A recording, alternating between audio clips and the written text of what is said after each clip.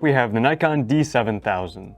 So you can pick this camera up for about $200 used, but this camera packs a crazy amount of features. So this is a DSLR camera from Nikon that was released in 2010. So this is a very old camera, but don't let that fool you. This has some awesome, like, pro level photography features that I'll get to in just a minute.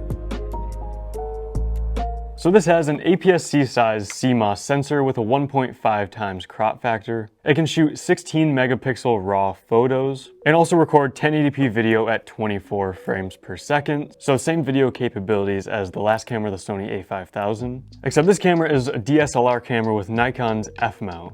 And so you can tell it's a DSLR by how much bigger it is than the last camera, which was a mirrorless, because this has to have a big mirror built inside of it there. Now, if you flip it around the back, this has a 3-inch fixed screen. So this isn't a touch screen and it's not articulating or adjustable in any way. It's just fixed right on the back there. And it's also another very low resolution screen, which is pretty common to see on these older cameras. And on the back, you have this optical viewfinder, which is really nice to see. A lot better than looking on this kind of dark, dull, low resolution screen on a sunny day. This camera can shoot up to 6 photos per second. Again, nothing amazing, but at this price point and age, 6 photos per second is pretty decent to see. The D7000 has an ISO range between 100 and 6400, but it does have an H1 and an H2 mode that are effectively 12,800 ISO and 25,600 ISO. And once again, I will show you the full ISO test on this camera, just so you can see how each ISO performs.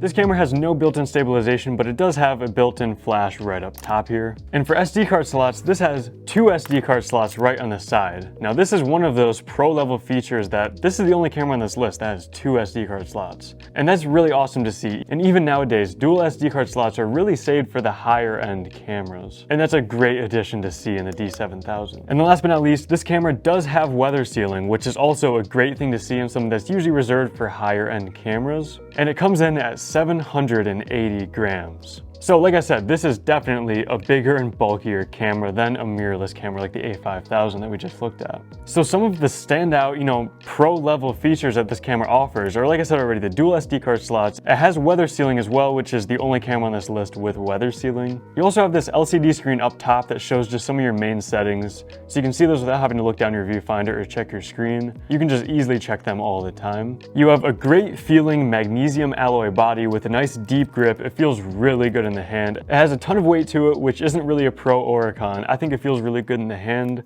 but keep that in mind. If you do have a heavy lens to put on this as well, it's pretty hefty in the hand. You also have a ton of buttons and dials all over this camera. You have buttons on the front here, on the side, on the back, the top. You have buttons and dials that you can easily adjust all of your settings with without having to dive into the menus just to adjust simple settings. And then lastly, for these pro level features, the menu system on this camera is pretty in-depth as well. It has a lot more in-depth features than other cameras, which again adds to the fact that this is a more mid to high-end level DSLR camera. Now when it comes to the cons of the D7000, I honestly don't have any cons to mention. I tried to think of some, and at the $200 price point, this camera just punches so much above its weight class in terms of photography features, at least. I don't have any cons to say about this camera at its price point. So who would I recommend this to?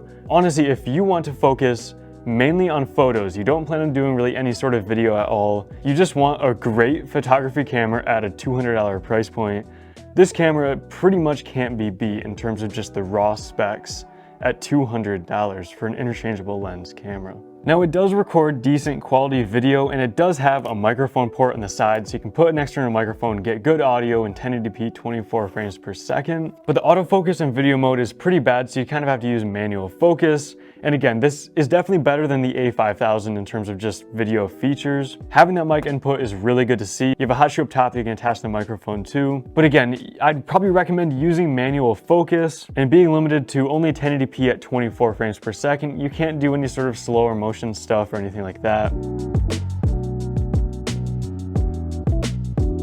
But in general, at a $200 price point, it's just kind of difficult to get good looking videos with good features that you'd normally see in something even like an iPhone. Honestly, with all these cameras, you can definitely get better looking video than an iPhone with the right lenses. But newer cell phones are just so good when it comes to photos and videos nowadays that it's just hard to recommend, a $200 camera that can only record 1080p at, 24 or 30 frames per second with maybe a microphone input. It's just hard to recommend those with how good cell phones are nowadays, and they're always in your pocket as well. But when it comes to photography, this is such a good value camera, and I would definitely recommend looking into it.